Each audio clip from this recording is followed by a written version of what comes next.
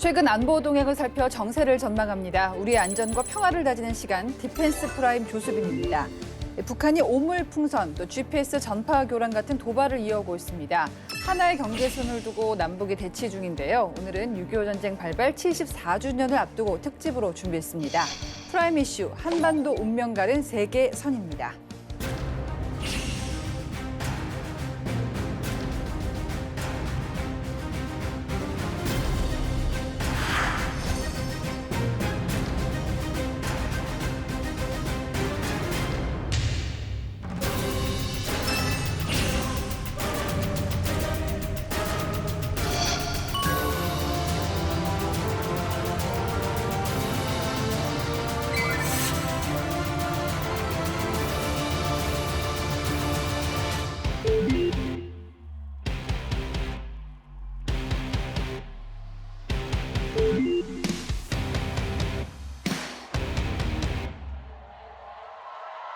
네, 디펜스 프라임 6.25 특집으로 저희가 준비를 했는데요. 전쟁 전후로 한반도에 세 개의 선이 그려집니다. 이게 어떻게 만들어졌고 어떤 영향을 끼쳤을지 좀 짚어볼 텐데요. 휴전선, 38선, 그리고 에치슨 라인. 네. 예, 휴전선하고 일단 38선 차이부터 한번 짚어볼까요? 우선 38선 같은 경우는 2차 세계대전이 끝난 다음에 한반도에 이제 주둔하고 있던 일본군을 무장 해제하기 위해서 네. 당시 이제 연합군의 중심이었던 이제 미국과 구소련이 38선을 그었어요. 그래서 각각 무장을 시키자 해서 그어진 선이 38선이고요. 그래서 직선이죠, 직선. 네. 그리고 이런 38선이 한 5년 정도 이제 지속이 되다가 발생한 게 우리나라의 비운이었죠. 6.25 전쟁이 발생을 했습니다. 그래서 이게 1950 6월 25일 날 발발을 했잖아요. 그래서 3년 동안 자유진영과 공산진영이 이제 밀고 밀리는 피말리는 전투가 계속 이어지다가 결국엔 1953년 7월 27일 날 휴전이 됩니다. 휴전됐을 때 당시 양측의 접촉선을 중심으로 해서 이제 형성된 것이 이게 휴전선이에요. 그래서 보시게 되면 좀 꼬불꼬불하죠. 그래서 38선은 312km 정도가 되고요. 직선이고요. 반면에 이제 휴전선은 250km 정도 되는데 꼬불꼬불한 곡선이 되겠습니다. 이게 말씀을 들어보니까 한반도 분단의 역사가 시작이 된 건데 아까 직선으로 그어졌다는 얘기도 하셨고 또 38선이 불과 30분 만에 정해졌다 이런 얘기도 있던데요. 맞습니까? 예, 한반도 분할에 대한 연구는 많이 나와 있지만 1945년 8월 10일 소련이 본격적으로 남하하기 시작했을 때 미군 전략회의에서 30분 만에 더 전격적이죠. 더 전격적으로 한반도를 반으로 가르는 38도선이 그어졌다는 게 정설입니다. 네. 2차 세계대전이 끝나갈 무렵을 살펴보면 소련은 독일 동부와 폴란드, 체코슬로바키아, 루마니아 등 기소련 점령 지역을 위성 국가화해서 빠르게 공산화를 진행을 했죠. 그래서 미군도 이제 급해지게 된 거죠. 빨리 일본을 점령을 하자. 근데 일본은 본토는 결사적으로 사수하겠다라는 생각을 가지고 있었고 그것을 잘 보여주는 전투가 이오지마 그리고 오키나와에서 벌어졌죠. 네. 양 전투에서 엄청난 사상자를 당한 미군은 야 이게 도저히 그냥 일반적인 방식으로는 일본과 전쟁을 할 경우에 시간은 시간대로 낭비되고 병력은 병력대로 소모되겠구나. 비밀 무기를 투사를 해야겠다라는 생각을 하게 됩니다. 그래서 1945년 8월 6일 일본 히로시마에 원자폭탄이 투하가 되죠. 그리고 소련군은 전격적으로 8월 9일 만주의 일본 관동군에 대한 공격을 시작을 하게 됩니다. 미국과 소련의 시간 싸움이 벌어지게 된 겁니다. 이때 미국이 약간 고민이 생겼어요.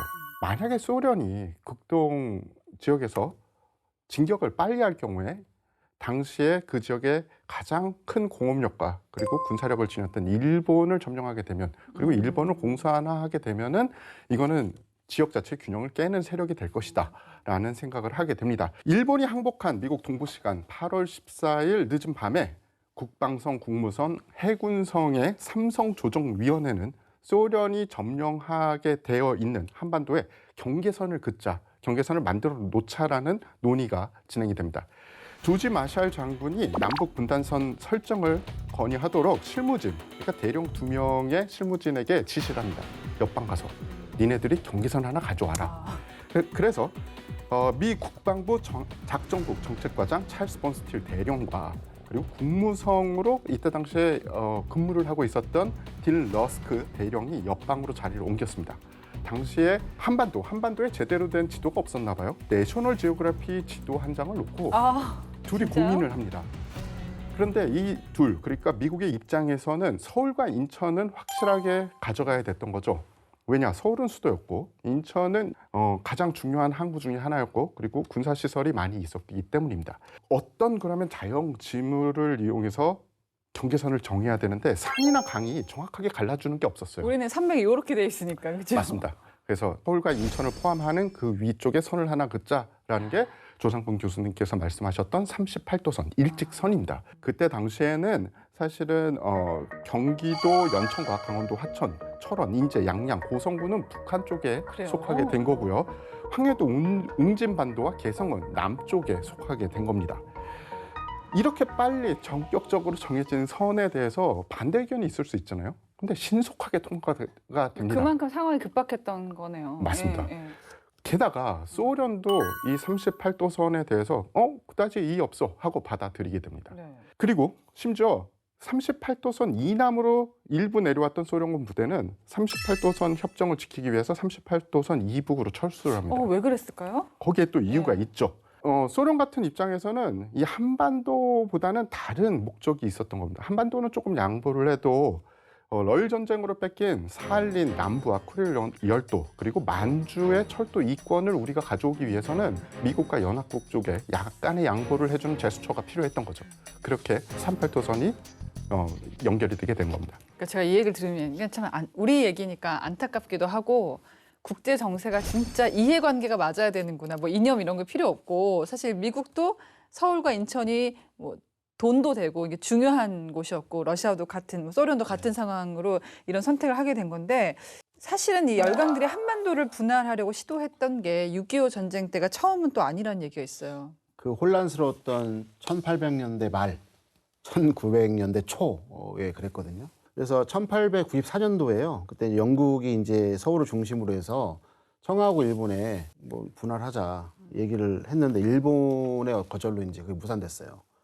그 다음에 2년 뒤에는 1896년도에는 일본 특사 야마가타라는 분이 사람이 있는데 러시아의 로바노프 외무 대신하고 이제 독대를 하면서 39도선 근처에서 있는 그 대동강변을 경계로 해서 한반도를 좀 이제 분할하자라고 네. 얘기하는데 러시아는 전통적으로 부동항을 갖고 싶어 하잖아요. 그렇죠. 예. 그래서 그걸 노해요.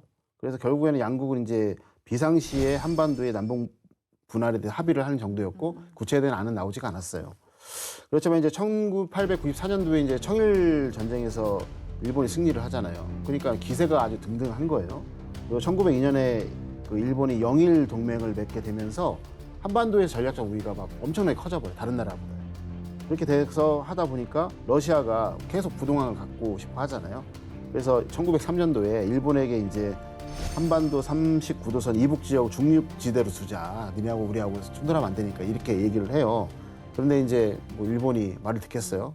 대동아 본영을 꿈꾸고 있는 일본이었기 때문에 단칼에 거절해 버리죠. 네. 그래서 이런 아픈 역사가 아까 말씀드린 것처럼 이제 19세기 말하고 20세기 초에 상당히 우리를 좀 아프게 했던 기억이 있죠. 근데 궁금한 게 38선이 이제 30분에 딱 그어져 버렸잖아요. 그럼 원래 남과 북이 오갈 수 있었는데 갑자기 막힌 거 아니겠습니까? 어떤 일이 벌어졌을까요? 맞습니다. 처음에는 38도선을 나타내는 말뚝과 사인 정도가 다였어요. 근데 점점 인편과 그리고 우편, 심지어 통신까지 제한되기 시작을 합니다.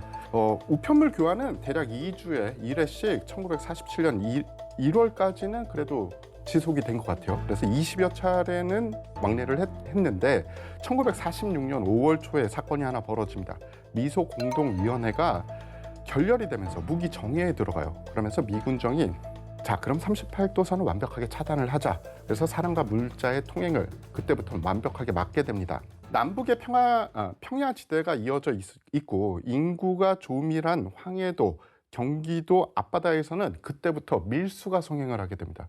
왜냐하면 그전에는 자유롭게 넘어다니던 곳이었고 거래가 활발하게 이루어졌던 곳입니다. 그래서 갑자기 거래를 끊을 수 없잖아요. 그래서 밀수가 성행하게 되죠. 만주에서 귀국을 해야 되는 일본인들한테도 발등에 불이 떨어졌어요. 육로를 통해서 쉽게 올 수 있는데 육로가 막혀버리니 이들도 배를 이용해서 그러니까 밀수선을 타고서 일본으로 돌아가는 어려운 길을 택할 수밖에 없었습니다. 미군은 1947년 4월 들어서 38선을 통해서 넘어오는 사람들은 모두 체포해서 38선 접견지대에 설치한 수용소에 수용을 하다가 방역과 신분 조사가 끝나야지 풀어줬습니다. 점차 38선이 이제 국경선화된 거죠. 북한 주민들은 북한 내에 적당한 장소에 이동을 했다가 월남하는 기회를 보고 있었던 거죠. 문제는 국경을 넘다가 보안서원이나 경비대원에게 잡히게 되잖아요.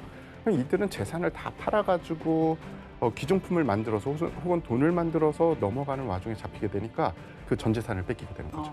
38선을 기준으로 이제 남쪽에 미군이 주둔하고 북쪽에는 소련군이 주둔을 했습니다. 근데 6.25 전쟁이 일어나기 전에 38선 부근에서 유난히 전투가 잦았다고요? 기록을 보면 이제 1949년 1월부터 1950년 6월 25일 날 이제 6.25 전쟁이 발발했으니까 그 이전까지 한 1년 6개월이잖아요. 그때 이제 총 발발한 그 38선 부근에서의 그 도발이 전투가 874회예요. 874회니까 엄청난 숫자죠. 이와 관련해 제가 이제 최명신 장군님께 돌아가시기 전에 인터뷰를 한 적이 있어요. 그분이 그 당시에 이제 6.25 전쟁 발발 직전에 1949년이죠. 1사단 그 11년대 중대장으로 이제 송악산 일대 전투에 참전을 하셨던 경험이 있었고, 누구보다도 이제 오랫동안 군에 계시면서 우리의 다양한 전술과 우리 군의 발전 사항을 말씀해 주셨기 때문에 이제 인터뷰를 했는데요.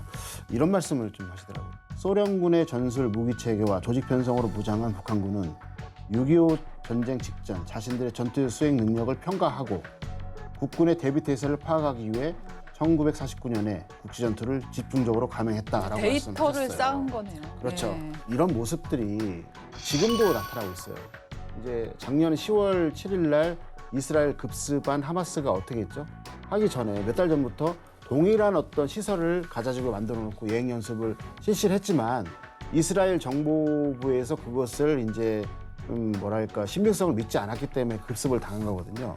그렇기 때문에 지금 현재 뭐 오물풍선이나 이런 것들이 날라오고 있는 건데 이런 것들도 우리가 하찮게 보면 안 된다는 거예요. 그러니까 무엇인가 그 이후에 있을 어떤 도발을 위한 예행 연습으로 봐야지만 우리가 경각심을 갖고 있는 거잖아요. 예를 들어서 이제 그 풍선이 그 동력 장치가 들어있거나 아니면 그 풍선이 드론으로 대체된다면 우리나라의 어떤 안보 위기가 고조될 거지 않습니까? 지금 북한이 수행하고 있는 다양한 형태의 도발이 근미래 또는 먼 미래에 도발이 될 수 있다는 어떤 생각으로 저희는 좀 준비를 해야 될 것 같아요. 38선 부근에서 충돌이 잦아진 데는 남북이 이제 단독 정보가 수립되면서 그렇다라는 얘기도 있는데 실제로 어땠습니까? 맞습니다. 1948년 8월과 9월에 한반도에 두 개의 체제가 들어서게 되죠. 하나는 남쪽의 자유민주주의 대한민국이고요. 다른 하나는 북쪽의 공산주의 조선민주주의 인민공화국이었습니다.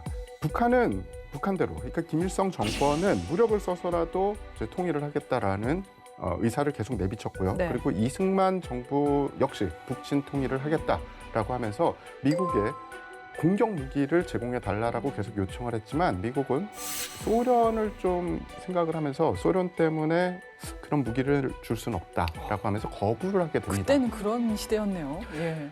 그런데 이 소련과 미국이 어느 시점에서 한반도에서 철수를 하게 됩니다. 그러면서 38선 부근에서 충돌이 기존과는 다른 양상이 펼쳐지게 돼요. 미국은 한반도 철수 시에 500명 정도의 군사 고문단을 잔류를 시켰고요. 소련은 약 200명 정도의 군사 고문단을 남기고 북한에서 철수하면서 북한군을 정예화시키게 됩니다. 북한에 진주했던 소련군의 항공기와 탱크 등의 현역급 무기가 북한군에 제공이 됐고요. 미군은 아까 말씀드렸듯이 공격용 무기를 제공하지 않았습니다. 이때부터 북한과 남한의 군사력이 이제 차이가 나기 시작을 그때는 하게 북한이 된 더 거죠. 좋았던 거죠? 훨씬 군사력이. 강했죠.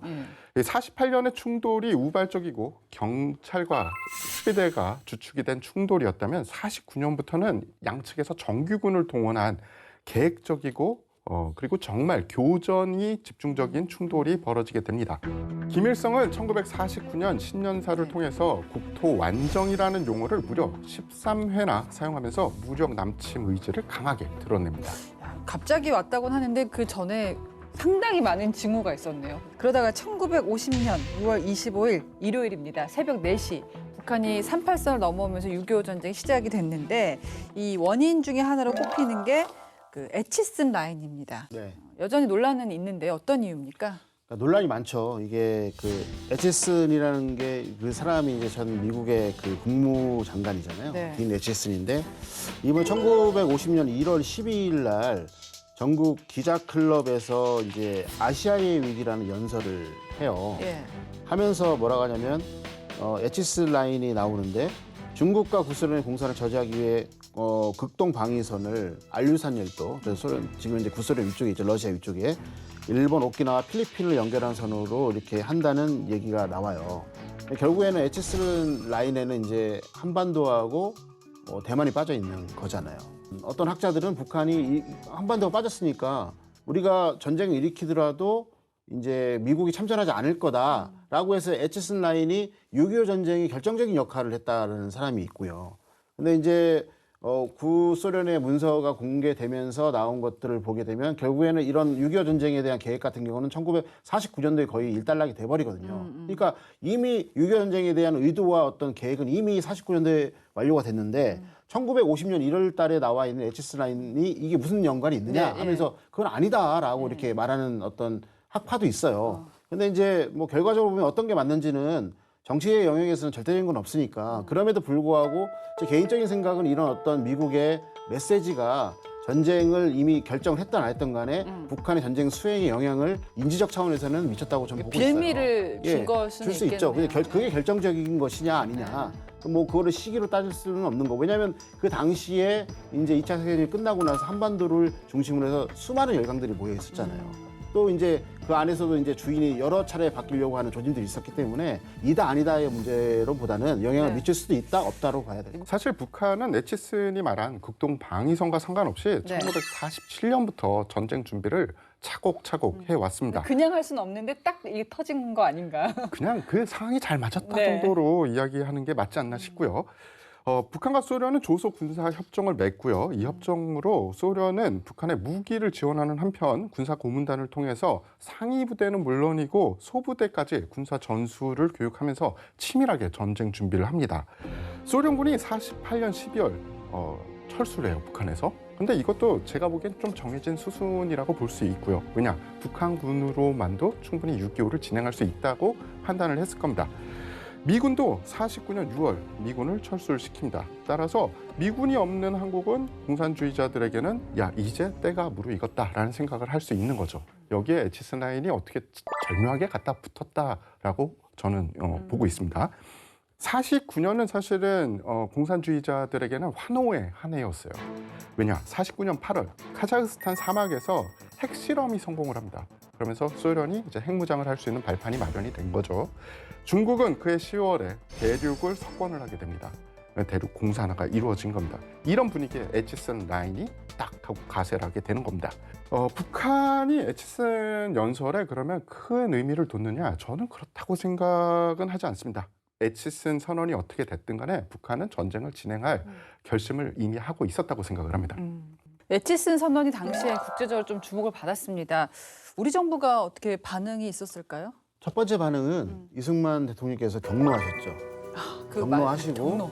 예, 주미 대사 장면에게 이제 애치슨을 만나라고 지시를 하세요.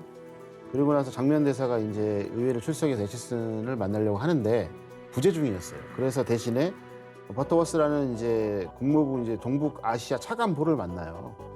만나서 이승만 대통령의 편지를 전달해 주면서 한국을 포함해야 한다라고 이렇게 말씀을 하시죠. 강력하게 요구를 해요. 그러니까 버터워스가 뭐라고 말하냐면 한국의 위치는 어떤 방향으로 방위선이 구획되더라도 그 선에 의한 이익의 정의를 초월해 있으며 이것은 애치슨의 인식과 동일하다라고 대답해요. 뭐냐면 선이 어떻게 그어지던 간에 어떤 미국의 방위력은 한반도에 미칠 것이다라고 얘기를 하는 거예요. 그 애치슨이 그 연설한 게 1950년 1월 12일이잖아요. 그래서 그 다음에 항의를 하죠. 그 다음에 50년 1월 26일 날 한국에 대한 미국의 방위 원조를 명문화한 상위 방호 원조 협정이 체결돼요. 그리고 그 다음 2월 달에 2월 10일에 정확하게 대한 원조 법안이 가결돼요. 그래서 버터워스의 설명이 충분히 뒷받침되는 조치가 이루어진 거죠. 그래서 그 이후에 이승만 대통령께서 경로를 이제 다 거두시고 환하게 웃으세요.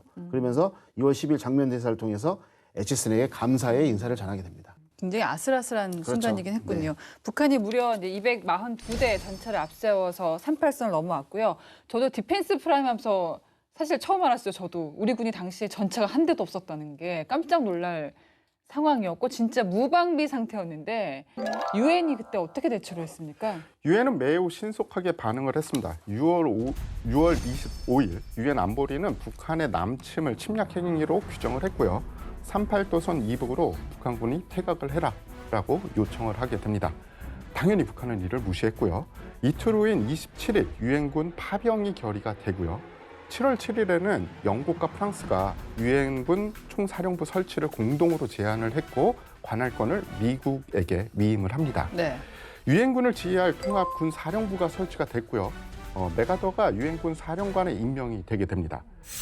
대한민국을 돕고자 파병 16개국, 의료 지원 6개국, 총 22개국이 6.25 전쟁에 참전을 하게 되는 거죠. 한편 미국은 이와 별도로 남침 개시 다음 날인 6월 26일부터 일본에 전개돼 있던 주일 미군, 특히 공군과 해군을 동원해서 북한 지역에 폭격을 개시를 합니다. 6월 29일에는 메가더 장군이 한강 남한 영등포 전선까지 와서 전선을 시찰하고 북한군의 남진을 저지할 방안을 모색하게 됩니다.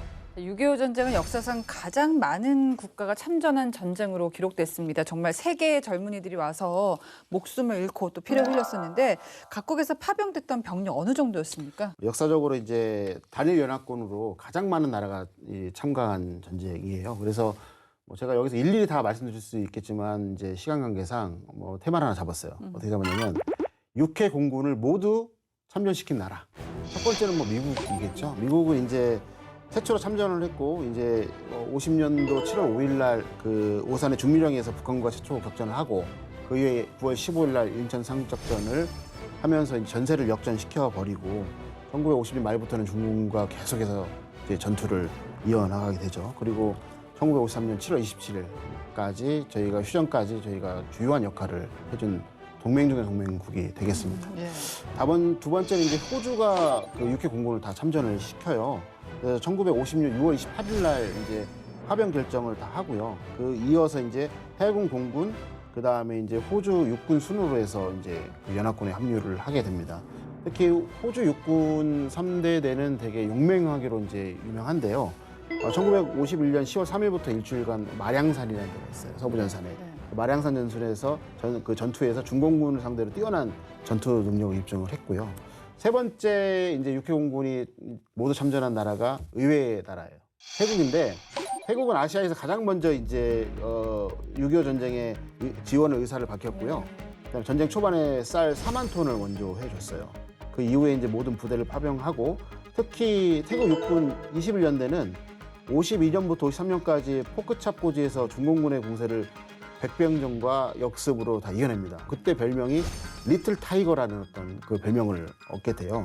그리고 마지막은 캐나다인데 캐나다 같은 경우는 이제 그 미국과 영국 다음으로 가장 많은 병력을 파견한 나라이거든요.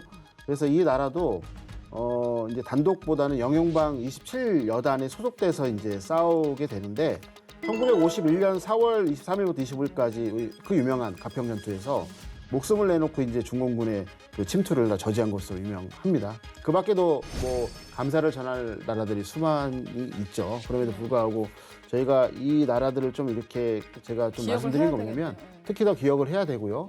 또 이제 지금 인도태평양 지역에서 이루어지고 있는 안보 협의체 등에 이런 나라가 거의 주도하고 있기 때문에 그런 의미에서 제가 좀 한번 말씀드렸습니다. 저는 궁금한 게 그 당시에 한반도라는 굉장히 작은 곳이잖아요. 한국은 뭐 어디 있는지도 모르겠는 그런 젊은이들도 많았을 것 같은데 도대체 무슨 마음으로 여기까지 왔었을까요? 그냥 단순히 국제 정세 우리가 항상 좀 냉혹한 얘기를 많이 하잖아요.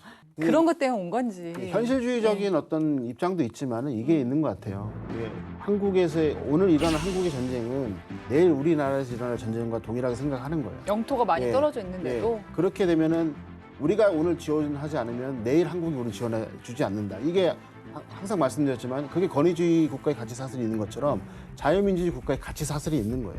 자유민주주의의 가치를 지키기 위해서 전 세계가 한 마음이 된 거죠. 그렇지 않으면 이 나라 전체가 권위주의 국가 또는 공산주의에 물들게 되면은 우리 미래 세대가 힘들어지니까. 그런 어떤 가치를 공유한 거죠. 우리 군과 함께 참전 용사들 희생 덕분에 지금의 우리가 있는 게 아닐까 싶은데요. 자, 말씀하셨던 캐나다군 얘기를 좀 해보겠습니다. 전쟁 속에서 고향에 대한 그리움을 달래는 아주 특별한 대회를 열기도 했었는데요. 딥하고에서 알아봅니다.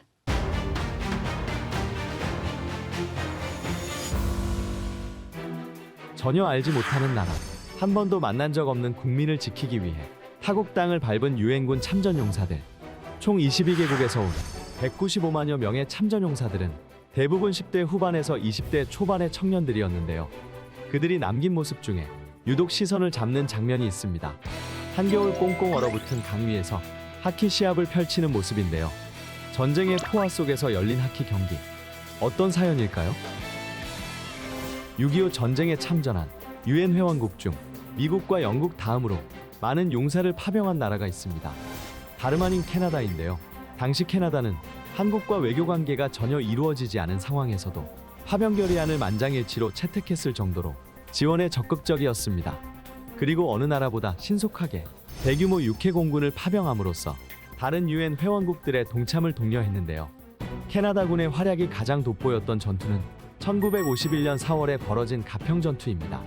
당시 캐나다군이 소속됐던 영연방군 제27여단은 3일간의 격전을 치른 끝에 수적인 열세를 극복하고 고지를 지키는 데 성공했는데요. 이후 캐나다군은 임진강 북방의 고황산 지역에서 발발한 고황산 전투와 1953년 5월 나부리 전투 등 여러 전투에서 활약했습니다. 이들이 6.25 전쟁에 남긴 많은 업적과 함께 큰 울림을 주는 영상이 있는데요. 꽁꽁 얼 임진강 위에서 아이스하키 시합을 하며 잠시나마 전쟁의 시름을 잊었던 장병들. 아이스하키는 많은 캐나다인이 생활의 일부로 여기며 무한한 관심과 애정을 갖고 있는 스포츠인데요.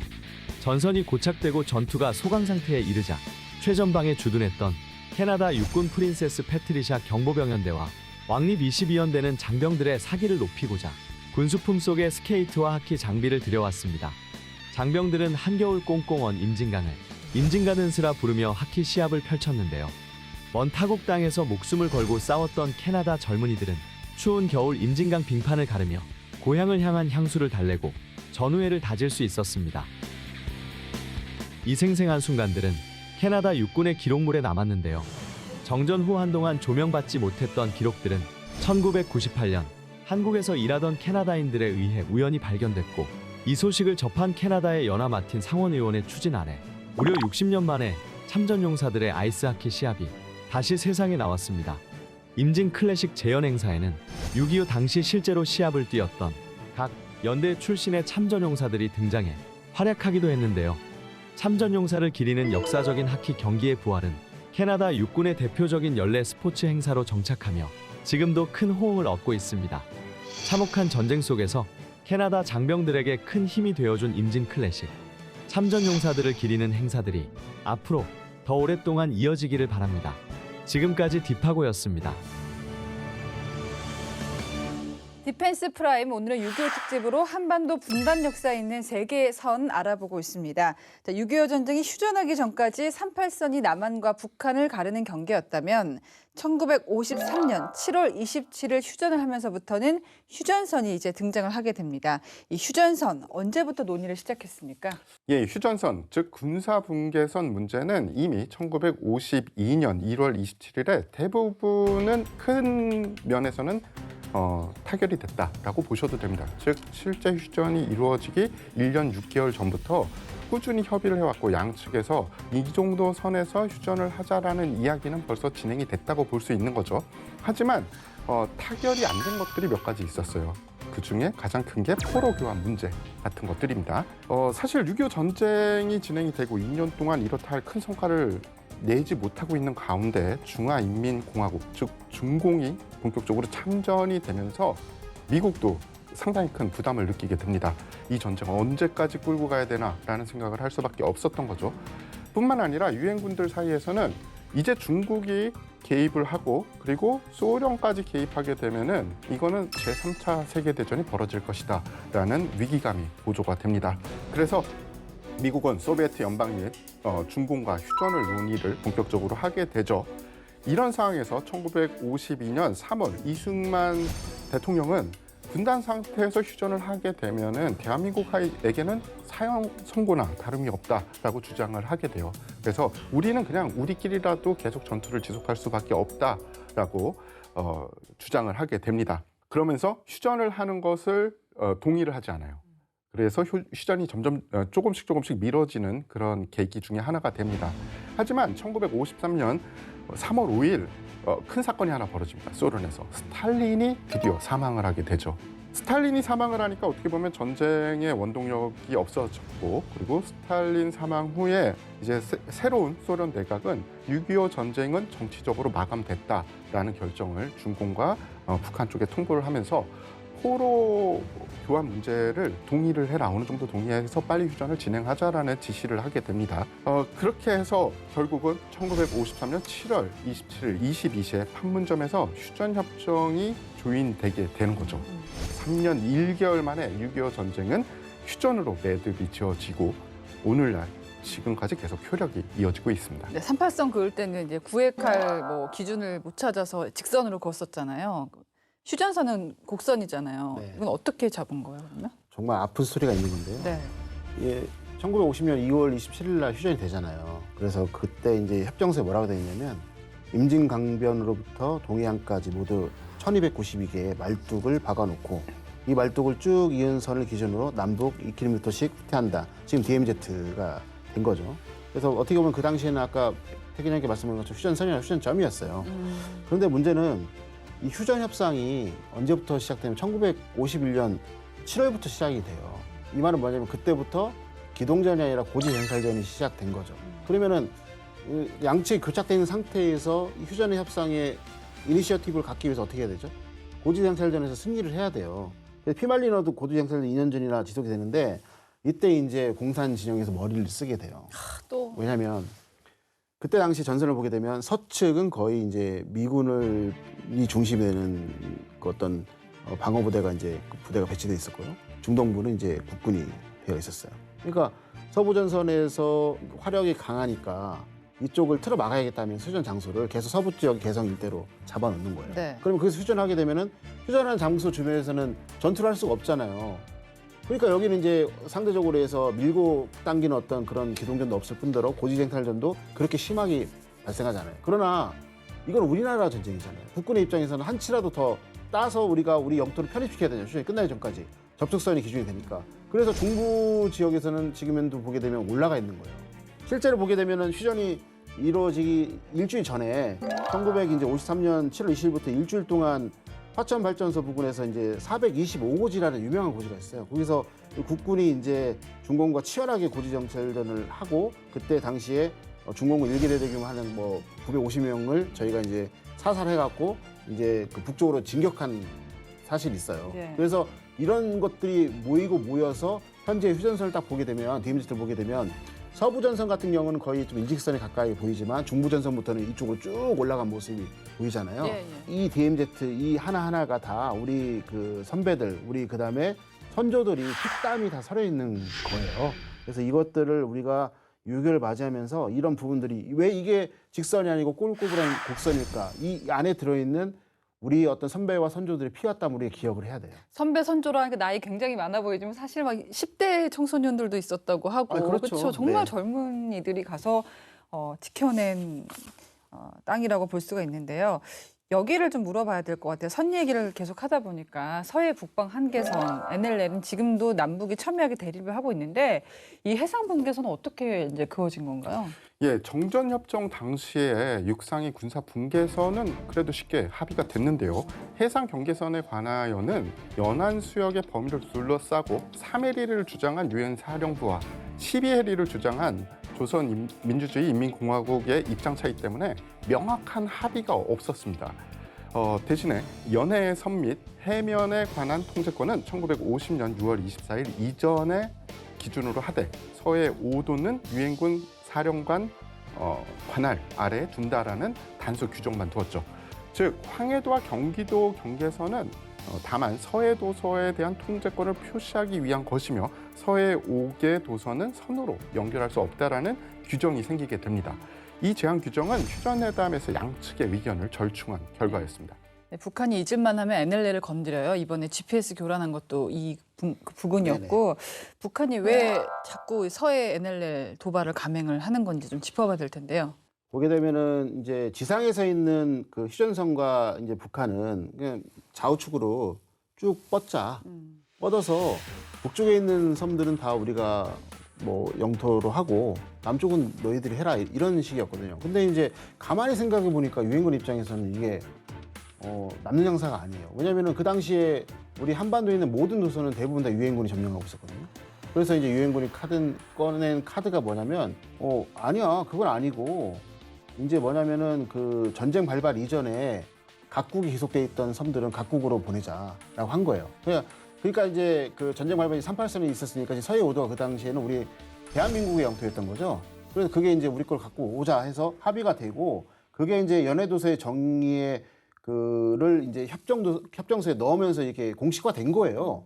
근데 문제는 지금 북한이 계속해서 딴질거리는 이유가 뭐냐면 보시면 알겠지만 북한 영토 쪽으로 서해 오도 올라가 있잖아요. 예. 그럼 여기에서 저번에 한번 설명드렸지만 뭘 할 수 있느냐? 걔네가 전쟁을 하거나 전쟁을 하기 위해서 어떤 전략적 기동을 할 때 측면에다 노출될 수가 있고 거기를 기점으로 해서 우리가 전자전도 할 수 있고 또 이제 상륙작전도 할 수 있고 또 맘만 먹으면 별걸 다 할 수 있는 거예요. 이제 하나의 어떤 턱 밑을 조준하고 있는 침과 같은 역할을 하는 초코 포인트이기 때문에 되게 민감하게 생각하고 있는 거예요. 그래서 이것을 지금 어떻게 하고 있냐? 도발을 감행하면서 그 지역을 분쟁화시키는 거예요. 네. 그럼 국제사회의 어떤 관심이 촉발이 되잖아요. 그러면 이 지역은 분쟁화가 되면서 결국에는 우리의 영토로부터 이제 점점 멀어지는 어떤 그런 부분들을 얘네들이 노리고 있는 거예요. 그래서 이런 것들을 축적해 가면서 인지적 차원에서 이제 국제사회를 대상으로 인지적을 전개하면서 이거를 이제 계속해서 자기의 위협을 없애려는 노력으로 그런 차원에서 지금 도발을 계속해서 수차례 하고 있는 것으로 볼 수 있는 것이죠. 38선 에치슨 라인 휴전선, 한반도 운명에 영향을 미친 세 개의 선을 짚어봤습니다. 이 선이요, 사실 과거 얘기가 아니라 지금 우리한테도 시사하는 바가 커요. 어떻게 보십니까? 예, 이 세 개의 선은 공통점이 있어요. 사실은 우리의 힘이 약할 때 생긴 섬이고 우리의 의지와 관계없이 생긴 선이라는 거죠. 세 개의 선 사이에서 우리 국민들과 그리고 선배님들이 정말 최선을 다했기 때문에 지금의 발전한 대한민국이 유지된다고 생각을 합니다. 우리는 이 세 개의 선을 교훈을 삼아서 앞으로도 후손들에게 이 평화롭게 살 수 있는 힘을 키워줘야 된다고 생각을 하는데요. 혹자들은 힘이라고 하면 전쟁, 공세 이렇게 강한 생각을 하거든요. 사실은 힘은 평화를 지키는 데 필요한 겁니다. 어떻게 보십니까? 국제정치학에서 요새 좀 떠오르고 있는 어떤 이론 중에 하나가 지정학적 활성 단층이라는 개념이 있어요. 지정학적 활성 단층. 예, 그게 뭐냐면 전 세계를 한번 생각해 보세요. 중앙에 보면 러시아와 중국이 다 이렇게 밀집해 있죠. 그다음에 그 좌측에는 EU가 있어요. 예. 그다음 그 밑쪽에는 이제 미국이라는 세력이 있어요. 그러니까 중앙에 있는 중국과 러시아, 이란들이 이제 밀집해 있는 이것이 권위주의 국가의 세력이고 좌측에 유럽 국가 같은 자유주의 국가의 세력이에요. 마찰이 있을 수밖에 없다. 단층처럼. 그럼 그 지역에 전쟁이 일어난다는 거예요. 그게 대표적인 게 지금 우크라이나 러시아 전쟁이고요. 또 이쪽에 있는 중앙에 있는 권위주의 국가와 아래쪽에 있는 미국이라는 어떤 세력이 충돌하는 곳이 이제 태평양 지역 중에서 한반도가 있는 것이죠. 그 활성단층이 있는 거예요. 여기서 지금 대표적으로 지금 분쟁이라든가 분쟁 위기가 고조되고 있는 곳이 대만, 그다음에 한반도라는 거예요. 이렇게 본다면 저희가 에치슨 라인이 1950년도에 그 한국 6.25 전쟁을 이제 발발시켰던 어떤 직간접적인 어떤 역할을 했을 것이고 그를 통해 가지고 다시 휴전선이 나왔잖아요. 근데 지금은 지정학보다는 기정학이라는 것을 많이 써요. 뭐냐면 지정학은 지오폴리티컬이라는 단어를 쓰는데 기정학은 테크노폴리티컬을 써요. 뭐냐면은 지정학적인 어떤 그런 마찰에 이거를 더 활성화시켜 주는 것이 뭐냐면 첨단 과학 기술이라는 거예요. 그래서 결국에는 지금에 나오고 있는 모든 전쟁들이 지정학적 관점에서 테크노가 가미돼 가지고 기정학적 관점에서 싸우고 있다는 거거든요. 근데 요새 발표된 어떤 선이 하나 있잖아요. 반도체 라인이 있어요. 그게 어디냐? 대만, 한국, 일본이 이어지고 있잖아요. 네. 그러면은 1950년도에 에치슨 라인이 휴전선으로 갔듯이 이 활성단층에 있기 때문에 이 반도체 라인이 무슨 선으로 갈지 모른다는 거예요. 그 선은 분명히 중간에는 전쟁이 일어날 수 있다. 그래서 지금 미국과 중국이 전략적 경쟁을 하고 있는 그 한가운데 한반도가 있고 무섭다. 또 우리는 그 바로 위쪽에 북한이라는 호전적인 어떤 존재가 있잖아요. 그렇기 때문에 이런 부분들이 역사는 반복될 수 있다. 우리는 항상 그런 마인드를 가지고 준비를 해야지만 미래 세대가 있다. 그 사실 뭐 최근에도 북한이 계속 도발을 하고 있지 않습니까? 뭐 오물도 보내고 뭐 GPS 교란도 하고 있는데 대북정책 어떻게 풀어가야 될까요? 너무 어려울 것 같아요. 그렇죠. 너무 어렵죠. 네. 그래서 지금도 군과 이 정부에서 굉장히 제일 좋은 최선의 방향으로 가려고 많은 노력을 하고 있고요. 간단히 제 개인적인 의견을 말씀드리자면 북한은 계속적으로 도발을 해왔고 앞으로도 그럴 겁니다. 그 체제가 유지되는 한 계속 대한민국이라는 존재를 흔들기 위해 노력을 할 거거든요. 근데 중요한 것 중에 하나는 우리가 동네 축구 하듯이 그들의 도발 하나하나에 우르륵 몰려갔다가 우르륵 몰려가고 이런 거보다는 잘 짜여진 올림픽을 하듯이 전략을 가지고 잘 대처를 해야 된다고 생각을 하고요. 그리고 조정건 교수님이 계속적으로 말씀하시는 것처럼 정부와 국민 그리고 군 간의 끈끈한 연결성 그리고 빠른 네트워크가 있어야 된다고 생각을 해요. 많은 사람들이 그런 얘기를 합니다. 신경 안정제나 화생방 무기 같은 것을 탑재해서 풍선에 탑재해서 우리를 공격할 수도 있지 않느냐. 근데 제가 보기에는 그럴 가능성은 조금 낮아요.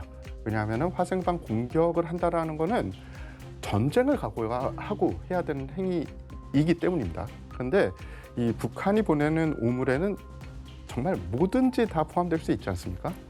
그래서 지금 그 작전을 하는 병력들을 보면 검색을 하는 병력들을 보면 사실은 어쩔 때는 좀 보호 장구가 모자라지 않을까. 적어도 레벨 D급 정도는 착용을 시키고 그리고 그 병력들이 굉장히 필요합니다. 왜냐하면 화생방 전문 병력들은 굉장히 많은 장비를 가지고 다닐 수밖에 없어요.